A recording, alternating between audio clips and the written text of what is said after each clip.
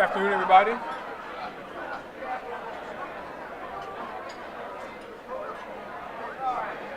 Good afternoon. Can you hear me?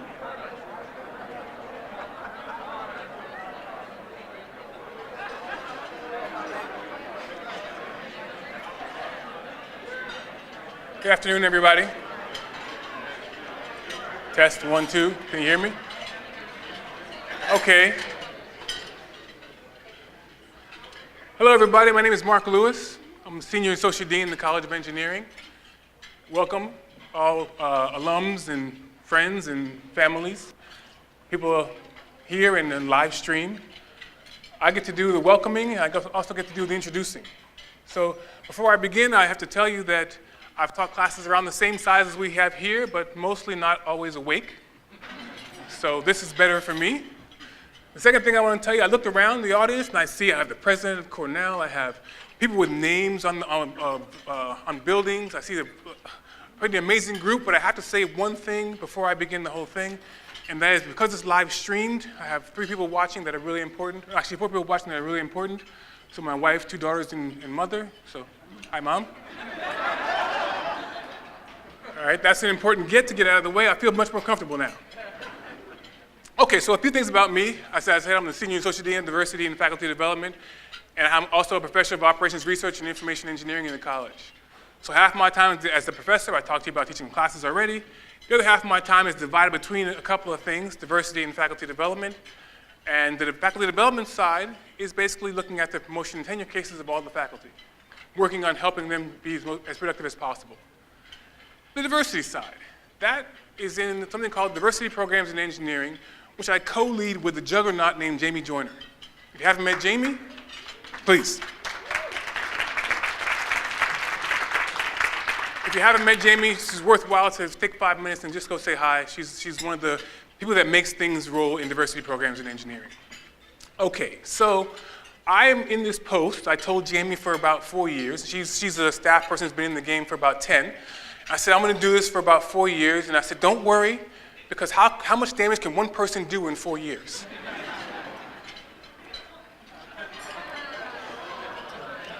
Okay, well, we'll see.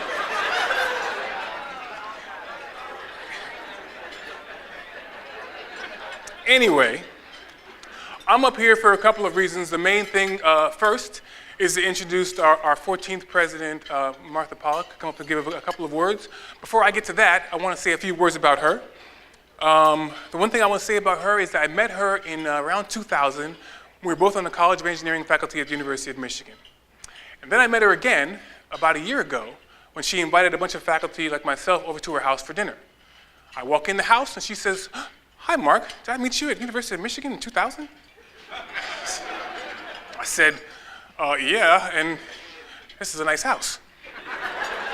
So we had a great dinner. We went over, we talked about, a bunch of faculty there. We talked about the college and the university and our research and everything else. And one thing I can say about her is she's very warm. Aside from her being one of the sharpest people you ever want to meet, she's very warm and open. I know she's going to be here for a while, so if you get an opportunity to talk to her, I would say this is a great opportunity for you. So take advantage of that. Okay, so that's it. For now, I'm going to bring President, oh gosh, don't get me fired, President Pollack up, say a few words.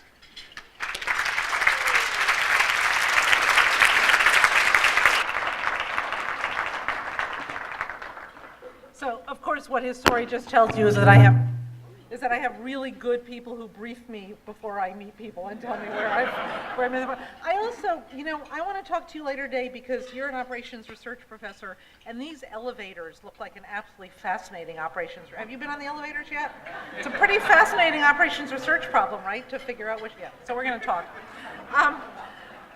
But seriously, this is an amazing crowd. It's a wonderful crowd, and I want to thank everyone for being here. It's really an historic event being held jointly by the Mosaic Association, the Cornell Black Alumni Association, and the College of Engineering. And really seriously, I hope that this serves as an opportunity for us to reaffirm Cornell's founding ideal to any person. I've said many times, it's one of the things that drew me to Cornell. We don't always get right our affirmation of that principle, but it drives us, it's an aspiration, it's so important to so many of us, and this event, I think, really is an opportunity for us to celebrate that.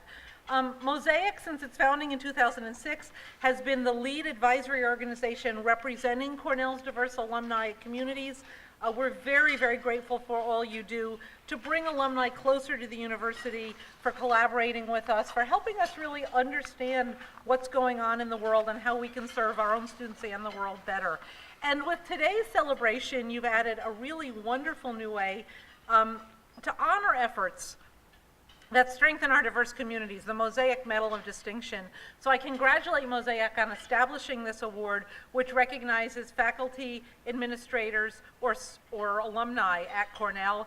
And most of all, I commend you for an absolutely inspired choice of Dean Lance Collins, the Joseph Silbert Dean of Engineering, as the first recipient of the Mosaic Medal. I work with lots and lots and lots of people, lots of really wonderful people. I can't tell you how great it is to work with Dean Collins. He is just smart and thoughtful and fair and everything that you'd want in a dean. Thanks to him, the College of Engineering is known nationally and within Cornell, not only for being one of the greatest engineering colleges in the country and in the world, but also for its strong support of diversity initiatives, things that I believe go together. You can't be excellent if you're not diverse. You can't be diverse if you're not excellent. And you can't be either of those things if you're not inclusive. We'll be hearing about that in just a moment. I do just want to say one thing as a woman in a STEM field, as a woman who, I've often told people the story that when I got to the University of Michigan, there were more computer science professors named Igor than there were female computer science professors. There were 2 Igors and there was me. It is really amazing, absolutely amazing, to be able to tell you that the freshman class in College of Engineering at Cornell University this year is 51% female. So let's give one a try.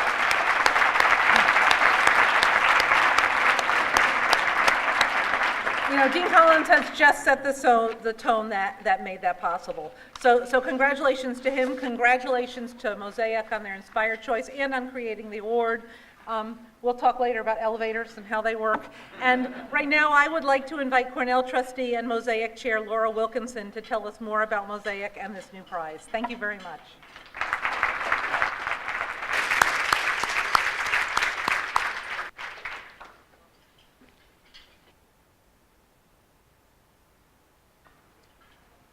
Good afternoon, and thank you, President Pollock.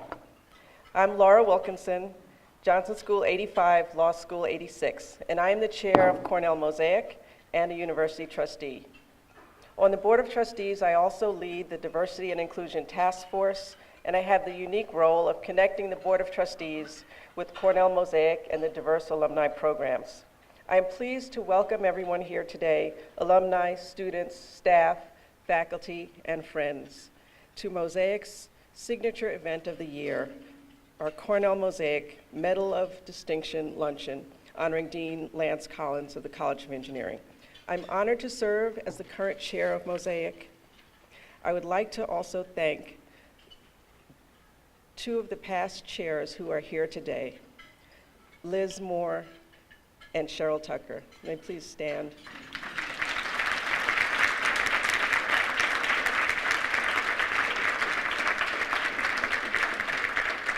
They developed the concept for Mosaic, bringing together and celebrating the diversity of Cornell alumni, and they led the organization for many years. Mosaic is the lead advisory organization of Cornell's diverse alumni communities, and we seek to increase the number of active and engaged alumni of color and LGBTQ alumni, first-generation alumni, military veterans, and differently abled alumni, all to advance the inclusion aspects of university life. I would like to acknowledge all of the current members of the Executive Steering Committee for Cornell Mosaic who are present. If you're present, please stand and be acknowledged.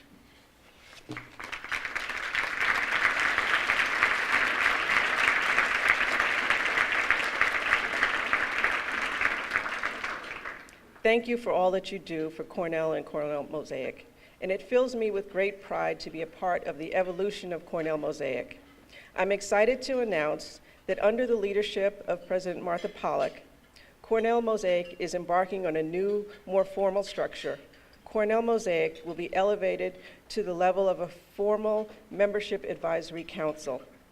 Cornell Mosaic will recognize diverse alumni who are leaders in their profession and have an interest in advancing diversity and inclusion. The goal of Cornell Mosaic will continue to be to ensure that the needs of diverse students and alumni are an integral part of Cornell's strategic direction.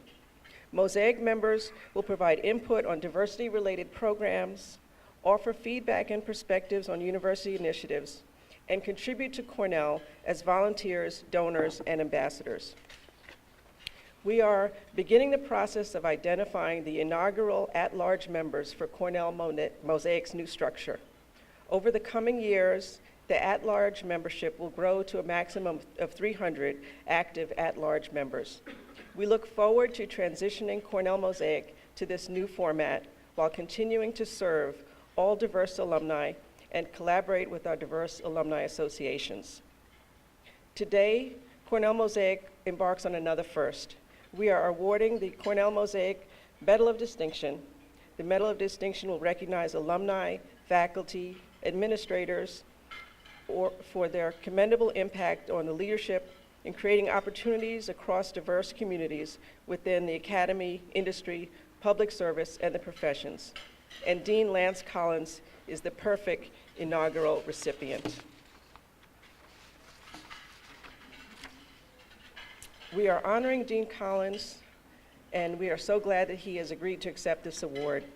I've been so impressed by Dean Collins' leadership and stewardship of the College of Engineering. As a trustee, it has been energizing and inspiring to hear Dean Collins share his bold vision for the college, as well as his reports on the accomplishments of faculty, students, and alumni. And as a member and now chair of the board's Task Force on Diversity and Inclusion, I've heard Dean Collins talk about the many innovative programs and processes the college has implemented, not only to increase the diversity at the admission stage, but to really focus on retention and the success of underrepresented minority and female students and faculty.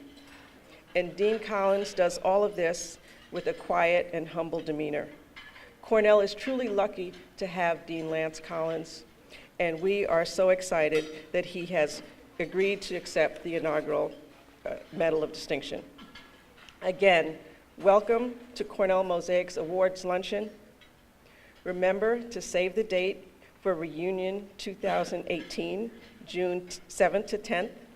All of the diverse associations, CEBA, CELA, CAAA, CNAAA, and Kugela will be holding the all-class year reunion in 2018. And this is the first time ever that we've done that, so don't miss it. Enjoy your lunch and the program, and please, if you take photos, please post them throughout the lunch to your social media accounts. We're using the hashtags, #Cornell and #CornellMosaic. Also, I hope to see many of you tonight at the Smithsonian's National Museum of African American History and Culture, and we are delighted by the enthusiastic support of so many people. We are expecting 1,400 alumni and friends at the museum tonight.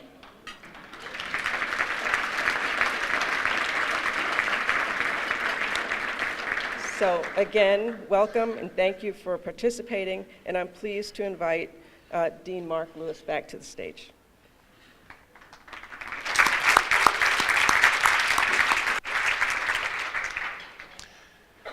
Thank you very much. So they call me Master of Ceremonies. I know when I was a kid and said I wanted to be an MC when I grew up, this is not what they had in mind. Okay, so the next thing I want to talk to, they gave me about 7 to 10 minutes to talk about Dean Collins and as a boss and as a person. And what I can tell you about that is, this is not a roast, don't worry. What I can tell you about that is, there's Dean Collins, the academic, and the credentials, and I'll talk a little bit about that in just a minute. And then there's Dean Collins, the person, and together that's what makes the dean, okay? So as an academic, undergraduate at Princeton, PhD, I think the first African American in chemical engineering to get a PhD at Penn, Went to Penn State for 11 years, worked as assistant associate to full professor, joined the Mechanical and Aerospace Engineering Department at Cornell in 2002, and in 2003 became Director of Graduate Studies. 2 years later, was named the Director of Mechanical and Aerospace Engineering, which happens to be the largest department in the college. In 2010, he became the Dean of Engineering, and well, that's what he is now. So that's the academic. That's what sort of gets you in the door. But what makes you distinct, what makes you a distinguished person in when it comes to being a dean is something a little different. So to understand this, I turned to a professor, Lisa Nishi, who is a professor in the ILR school at Cornell. And Professor Nishi's thesis is basically two pieces. The first piece, as I understand it, is that diversity is an important part, inclusion is the main part. So you can bring people in, but you have to create an inclusive environment. The second piece to her thesis is that that really starts at the top. So this is what makes Lance distinct, is that he expects excellence, that's not going to change, but that he also expects us to find it broadly. He doesn't care where you're from, he doesn't care what you look like. Excellence is excellence, and he makes sure that we look broadly. Okay, so what do we get for that? You heard President Pollock talk about that 51% of the fall incoming class of 2017 being female. If you look back to 1997 to 2015, look at the number of African American students in the incoming classes of those groups, take the maximum number of all those years, and in 2017, we doubled that number for the incoming class of African American students in the College of Engineering. So this is what I mean by looking broadly and finding excellence. Okay, so that's one thing. Now you have these students here, what do you get for it? Well, the GPA, the average GPA in 2010, from 2010 to 2016, grew by 8.5%, 8.6% to be exact, amongst underrepresented minority students in the College of Engineering, to be above a 3.1. So all of you are alums of Cornell, and you know there's no grade inflation. So 3.1 means something. That's amazing.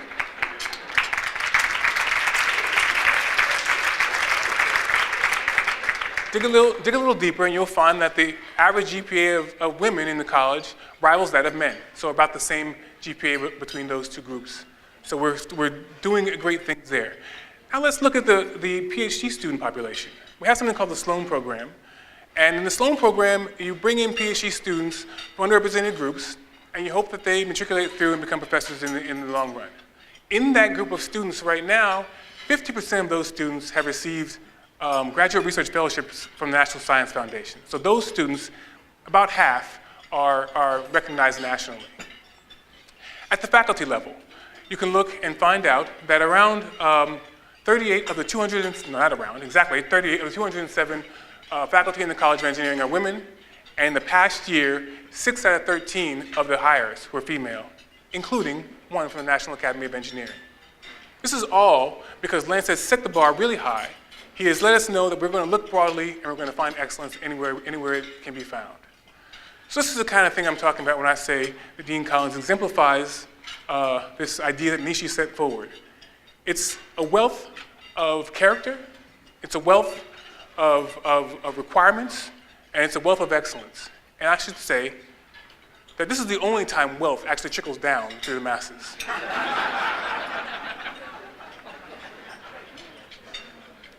I knew you guys would get this joke, by the way.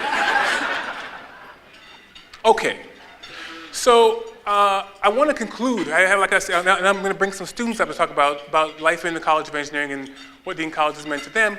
But I want to conclude with a simple story. And the story goes like this. I was in a meeting, I walked in a meeting and I had my headphones on, which by the way, don't ever do this. And Lance asked me what was on my headphones.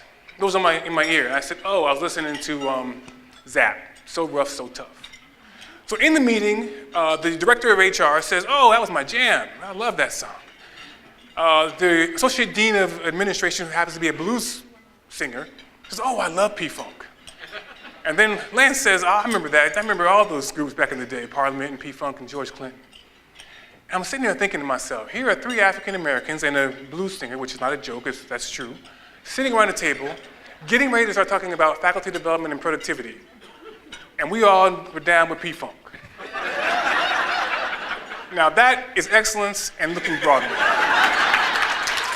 Okay. So next we have 4 students, 2 undergraduates and, no, I shouldn't say 4 students, I have to be careful. 3 students and 1 former student, a PhD. So Thomas Hull, who else? Jordan Fuller, Aaron Joyner, and Dr. Malika Grayson. Please come to the stage.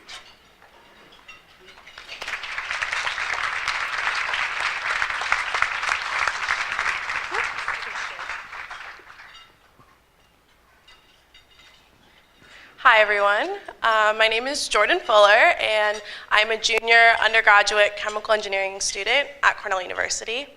And I just want to tell you guys a little bit of a story about my Cornell experience.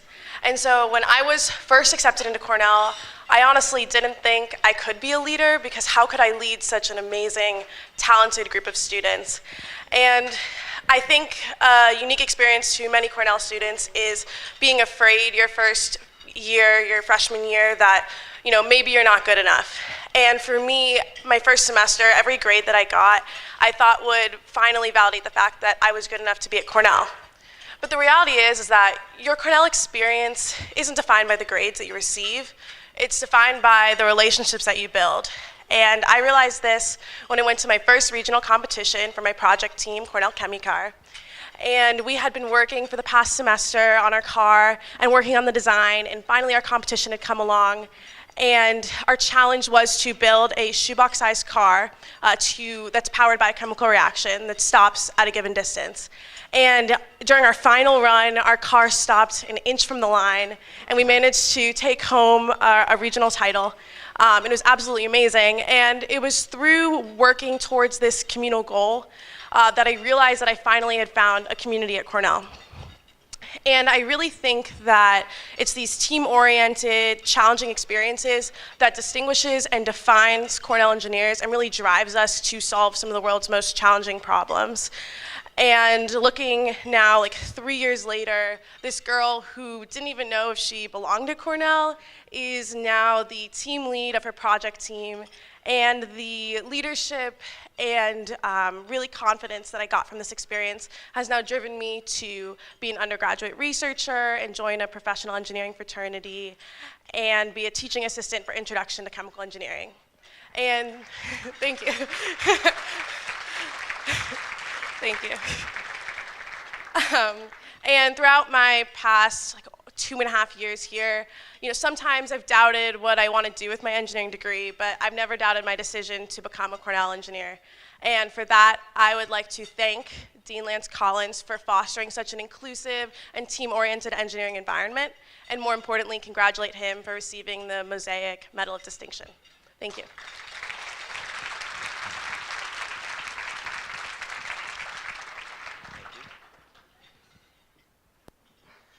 Hello, everybody. I'd like to thank Jamie Joyner for inviting me to speak here, and the Diversity Programs in Engineering for hosting the students to attend this wonderful event. My name is Thomas Hull IV. I am a junior in Operations Research and Engineering, born and raised in Brownsville, Texas, so I've come a long way. When I first received my acceptance letter to Cornell, I was in shock. It wasn't even the letter. I received an email saying, "You've been invited to the Diversity Programs in Engineering Diversity Hosting event." And I was like, what is this? Is this a joke? Is this how I find out? But I attended that event, really loved the campus. It was kind of cold for me. It was in the 50s, actually. Yeah, I grew some thick skin and toughed it out, but yeah. But I've had a wonderful time at Cornell. I've received so many opportunities from the university and diversity programs in engineering. Through DPE, I have been able to interact with companies, receive job offers, and worked in the summers. I've been able to become the president of the Society of Hispanic Professional Engineers, where I'm making an impact at Cornell and in the local Ithaca community through events such as Dia de Ciencias. And through these experiences that I've had, I realize I really want to make an impact on the world, and I'm grateful to have organizations such as DPE to help me realize this goal and to eventually achieve my dream of impacting everybody in the future. I don't know how I'm going to do it yet, but I'm going to do it. Yeah, but thank you all very much.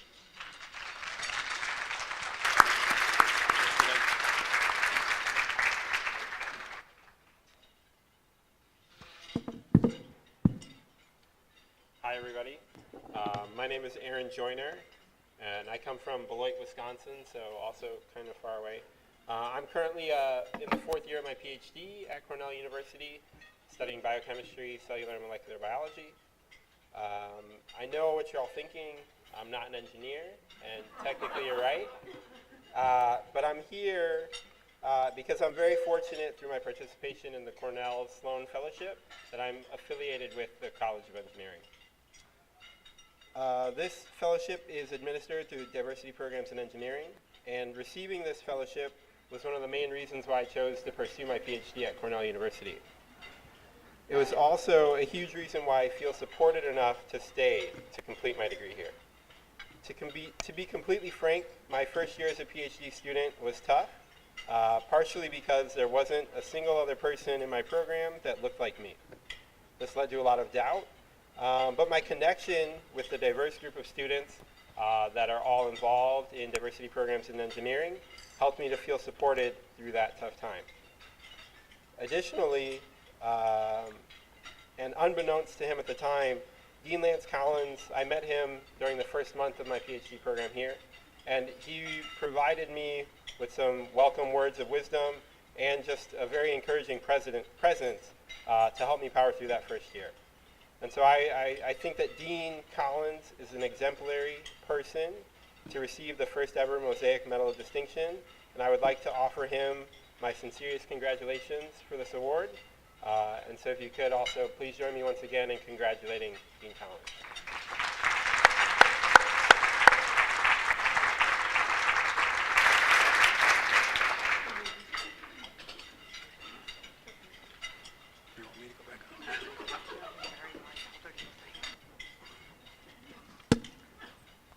Good afternoon, everyone. My name is Malika Grayson, and I received my PhD last year in mechanical engineering. Thank you.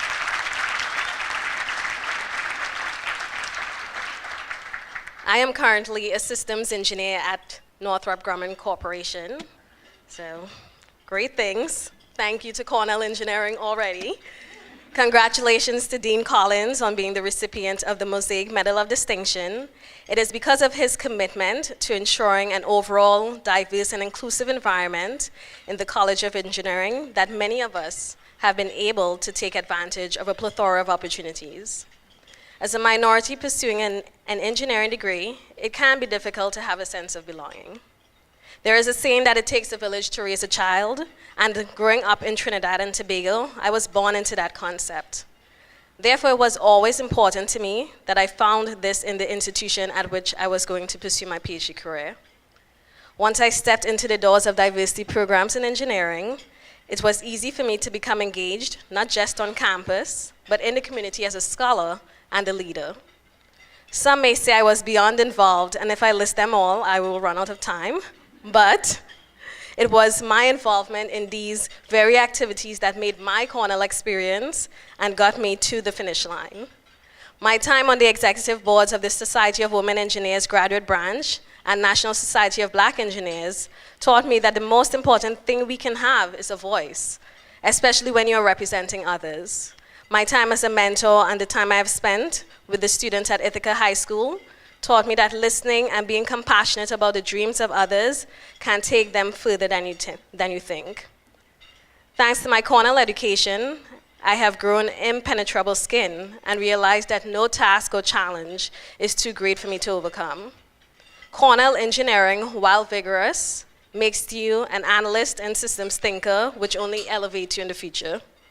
No one place is perfect, no village is perfect, but it is how you persevere as a unit and show your support during challenging times that really show the heart of the people. You can get a degree anywhere. The question is, are you going to find your village? So thank you, Dean Collins, for helping me find my village.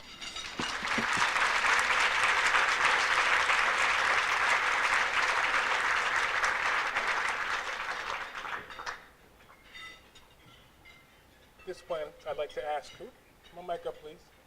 At this point, I'd like to ask President Pollock and Laura Wilkinson to join me on stage, along with Dean Collins, for the presentation of the medal.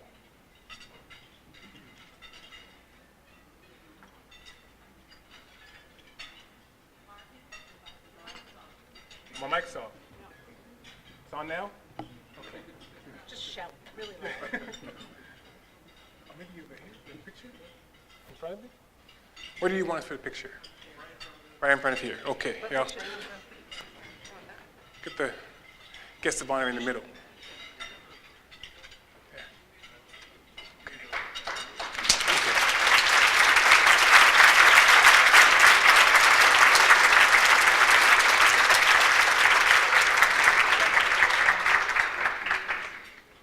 Congratulations. Okay. I'm going to leave now.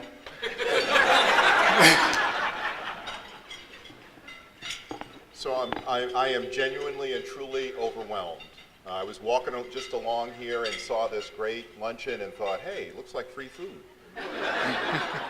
So I was with Mark's comments up until he made the statement about his boss. And I thought, huh? Anybody that knows academia knows there's absolutely no hierarchy like that. In fact, these are all my partners. And I think the first thing I need to say is that I am a representative of literally dozens of people that do hundreds of tasks. And so by no means do I deserve the credit for everything that you're hearing about. So it's already been mentioned, but I'm gonna add emphasis to it. The diversity programs in engineering, and Jamie Joyner, who runs that program beautifully, adds a lot of programming that supports the undergraduate students, the graduate students, and it's incredibly important to the success that we've had in the college. Mark is very humble in the way that he presents his own responsibilities, but the toughest nut for us to crack is really hiring at the faculty level. And the reason it's difficult is not because of, there's a sort of fundamental problem, but what it is it's distributed. There's a lot of search committees, they go on all over the college. His organization, it's called the Strategic Oversight Committee. I apologize for the bureaucratic sound of that. But what they do is they keep a sharp eye on each of those searches to make sure that they are actually being inclusive, that they are looking broadly. They are not just putting an ad out and seeing who applies, but in fact they're making phone calls in order to enrich the population. And what we've always found is not only does it enrich it, but you often hire the person you discover through the phone call. And it doesn't matter whether they're majority, minority, it doesn't matter. And it's because active searching just gives you a higher quality outcome. And Mark keeps their feet to the fire. If they haven't done their job, he tells me, and then things go bad, right? So that's how that whole thing works. There's also a tremendous number of staff that do an enormous amount in supporting everything that the students are doing. It's not an insignificant number, and it's hard work. And again, they're part of this. There's this huge number of people that you don't see them right now, but they're standing behind me. And finally, I wanted to mention something that doesn't always get mentioned in this respect, and that is the admissions program. So really, there's an incredible partnership between admissions and our diversity programs in engineering. They work collectively. Because it's not just that you admit them, you've got to recruit them, right? And so admissions is in fact not just admissions, but it's admissions and recruiting. And Scott Campbell and his team has played a huge role in our success by making us more effective at getting people that we've admitted to come to Cornell. So there's this whole kind of huge effort not shown that is playing this incredibly important role. So why are we doing this? And so let me say a word or two about, my own perspective on diversity. I think in the early days when I was growing up, the term was affirmative action, and it sort of morphed into diversity. I wanted to say a little bit about that. I think we all know, at least those of us that work in sort of team environments, we all know that the highest performing team is a diverse team. But we also know, for those that work with diverse teams, that that's also the most complex type of team to manage. Why? Because you're going to get conflicting interests. You're going to get collisions. You're going to get friction by its very definition. And it's just easier if we all agree on, name whatever topic you want. It's easy. We all go, yeah. We all self-reinforce. Oh, yeah, yeah. Oh, yeah, I'm with you. Oh, yeah, yeah, yeah. Guess what? You're spanning like no space in the solution of the possible solutions. So what you need are those collisions. And a necessary condition to create an environment where you learn how to work on a diverse team is diversity. I've got to have a group of people that are different. If they're all the same, then you don't even have the opportunity to teach it. So in my opinion, it's a starting point for that education.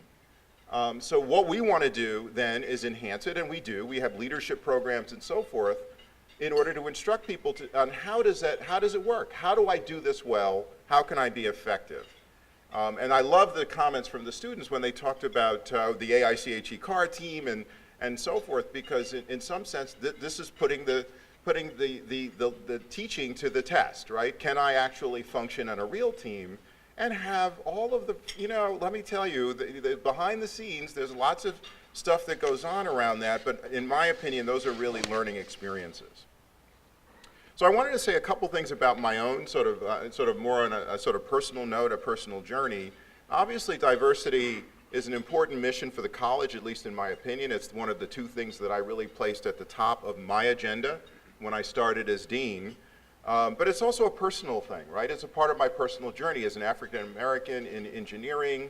And I just wanted to say a couple of things about that. One is that it's easy to come through these experiences and feel as though you've kind of gone through something. Cornell's no joke. Let me tell you, in order to get a degree at Cornell, you have gone through something, and it's it's just no joke.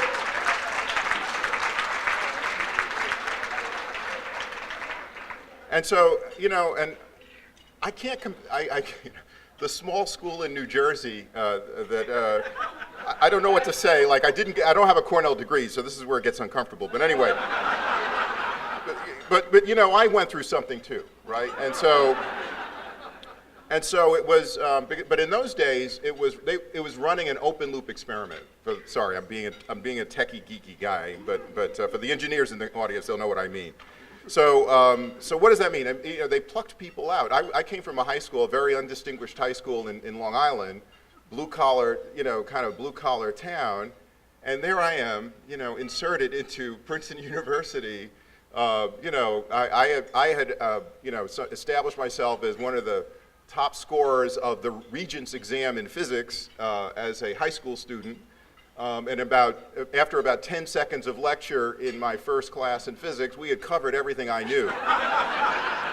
So I went, oh my goodness, this is a little, I'm in the big leagues now. They throw the curveball harder. But there was, accident of birth, I was in this stage of where the Ivy League was suddenly deciding, if we're ever going to do something, we just got to do it, and we're just going to try it, and it's really running an experiment and see if people are going to be able to get through. I was part of that experiment. 1 year ahead of me was a guy called Cato Lorenzen. He was class of '80 and an incredible inspiration to this day for me. I'm class of '81. He was the first black graduate from chemical engineering at Princeton. I was part of the 2, 3, 4, right? Accident of birth. It had nothing more to do than that. Cato is now a member of the National Academy of Engineering, the Institute of Medicine, and he's received the National Medal of Technology. So let's just say Cato did okay. We all did okay. We survived that test. It was an open loop experiment, but we somehow managed to get through it. As Mark mentioned earlier, when I went to Penn, unbeknownst to me, there had never been an African American, not just in chemical engineering, but in the School of Engineering and Applied Sciences to get a PhD. It's just so, okay, the thing is, my point I'm making here is really it's just an accident of birth. I just happened to come along and had somewhat the sort of technical skills to be able to go through, and I just happened to be I didn't know it until literally weeks before I graduated, a woman called Cora Ingram, who ran their diversity programs, said to me, do you know you're the first black? It's like, really? So then, that was sort of recognized. And then I went to Penn State, and I was in similar thing. And of course, at Cornell, not surprisingly, you're, talking to the first black dean, right? So this is accident of birth. But I had a secret weapon that you all don't know about. They're sitting right over here. That's my secret weapon. Now, I grew up, I was a geeky, sciencey, mathy kid. My whole life. My dad was a carpenter. Yes. My dad was a carpenter. The only one of his kids that ever spent any time with him was me. I loved equipment. I loved machines. My entire family, the family business as it were, social sciences, right? My oldest brother has got all of his degrees in psychology, taught at University of Cincinnati in their education department. His wife has a renowned African American studies historian, published, etc. My sister, her terminal degree is social working. Her husband, social working. Guess what the table conversations were at dinner? I never heard about Newton's law. I wanted to hear about Newton's law, but it never came up.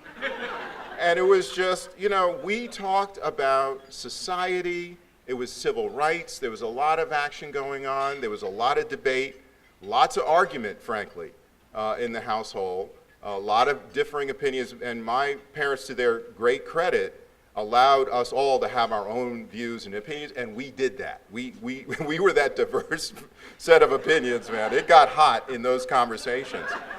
But I think it was training me in some sense, because most engineers, they want to be just alone and doing their work.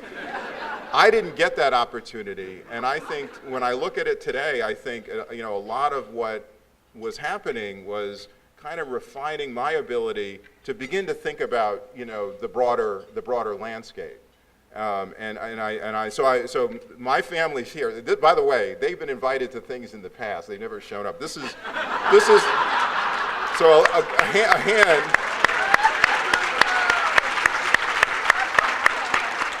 I remember one time I was going to give a lecture, and I was really excited about it. It was going to be in New York, and I said, hey, you guys can come. And it's like nobody showed, the crickets. Nobody showed up to hear my technical lecture, but they're here. I also want to acknowledge my daughter, the love of my life. Ashley is here, and and you should, if you get a chance to talk with her, ask her, she's a senior in high school, and then you can chat with her about where things are going. So finally, I want to say a little. I'm sorry, Mark. I don't know. I'm rattling on, and you're sorry. Please indulge me.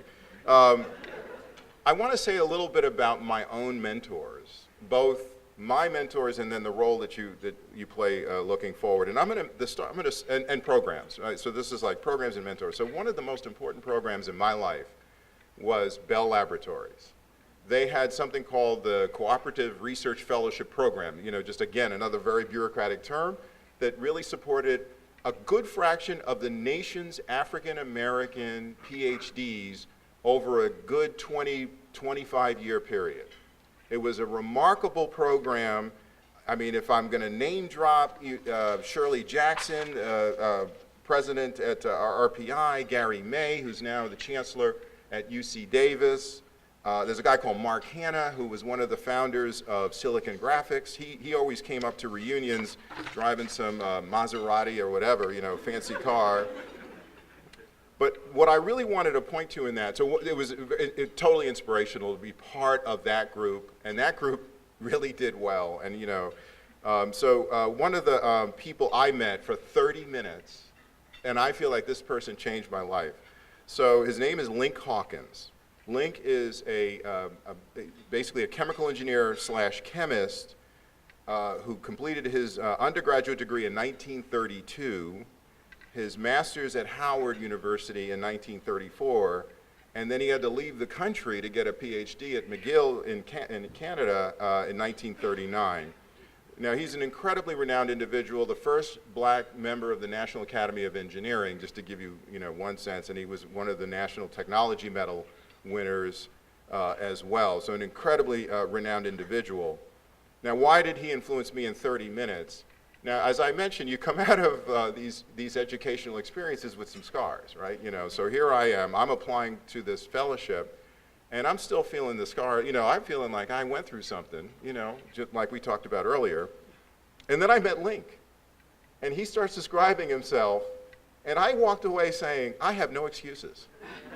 I mean, I literally walked away saying, how can I have an excuse? The guy did this thing in the 30s. I mean, you know where the country was, the mentality of the country back then. And so it's like, how can I possibly complain in the 80s the way, and this guy did it in the 30s. And so I just, you know, just came away just invigorated, right? And that's what mentoring to me is all about. And another mentor is out here in the audience somewhere, Mike Spencer. There he is, Mike.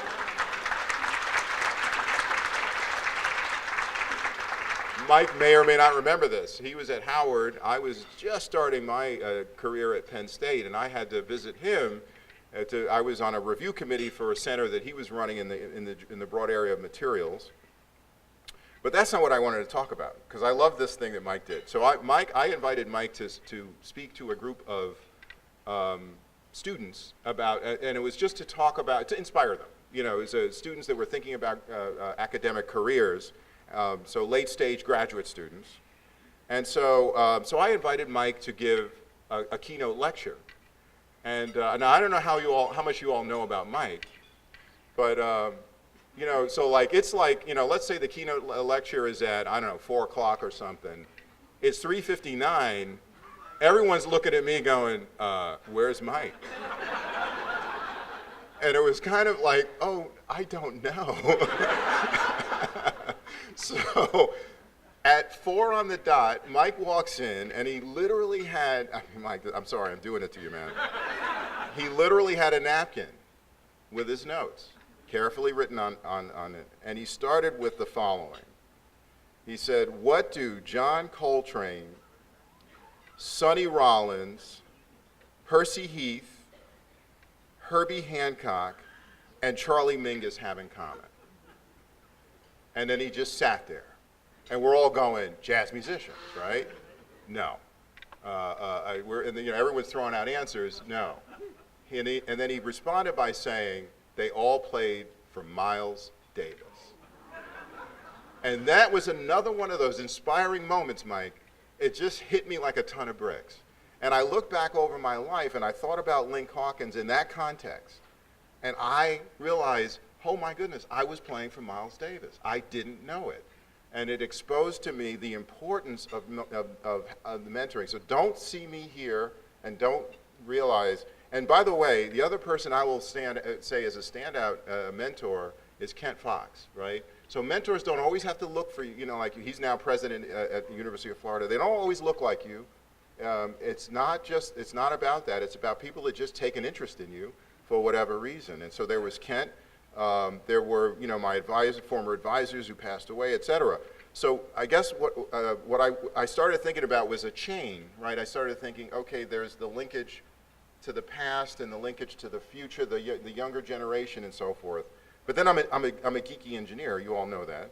And so then I thought, but chains, you know, that sort of metaphor didn't work for me because I think a chain is the weakest link and, you know, it's weak, it's fragile, right? But then I realized it's not like you don't have a linkage to one person, you have linkage to dozens of people. You have a community of people who you admired and looked up to, and then you subsequently then have interactions with dozens of people. So it's more like a tapestry or a cloth, which is strong. So that satisfied the engineering geek inside of me. So let me close. This is an incredible honor, like literally a pinnacle in my career, and I want to thank Mosaic for number one for creating the award, but you know, from the bottom of my heart for me as being selected, it's really something that I will treasure for the rest of my life. So I thank you all for being here, and thank you again for the award.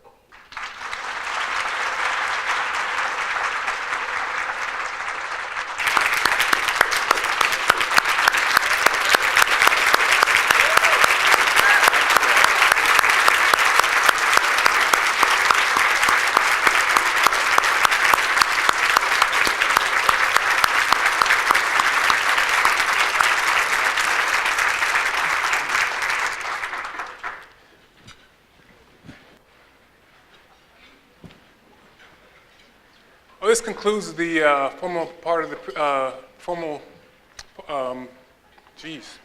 part of the award of the program. Can't talk anymore. Sorry about that.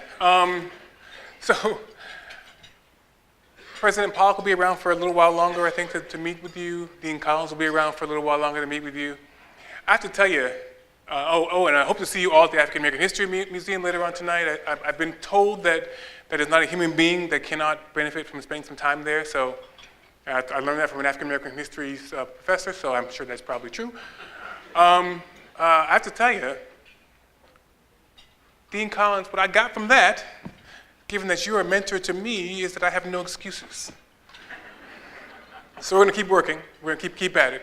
Thank you very much. Congratulations.